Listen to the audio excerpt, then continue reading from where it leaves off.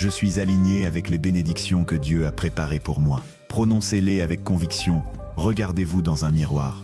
Ressentez ce que vous dites. Chaque mot répété avec foi est une graine plantée dans votre subconscient. Étape 4. Soyez reconnaissant. Avant même de recevoir la gratitude n'est pas un remerciement après coup. La vraie gratitude, celle qui attire l'abondance, c'est celle qu'on pratique avant même de recevoir. Chaque matin, notez 5 choses que vous avez déjà. Notez 5 choses que vous désirez, comme si vous les aviez déjà. Exemple, merci pour cette maison lumineuse et paisible. Merci pour les revenus réguliers et croissants. Merci pour cette énergie vitale qui m'habite. En agissant ainsi, vous vibrez à la fréquence de celui qui a déjà reçu. Et l'univers adore cette fréquence. Étape 5. Agissez avec foi et constance. Vous avez visualisé, vous avez affirmé, vous êtes aligné.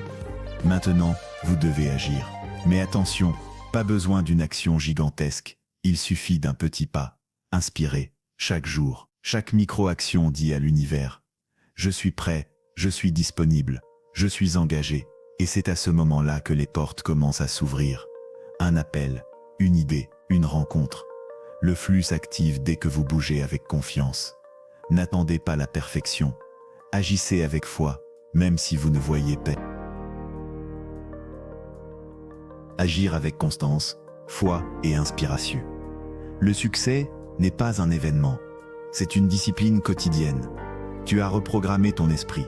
Tu vibres à l'énergie de l'abondance. Mais maintenant, vient l'étape que la plupart évitent, l'action alignée. Car sans action, la visualisation n'est qu'un rêve. Sans engagement, la foi reste théorique. C'est maintenant que tu transformes ton monde. Pourquoi l'action est la clé qui active le reste?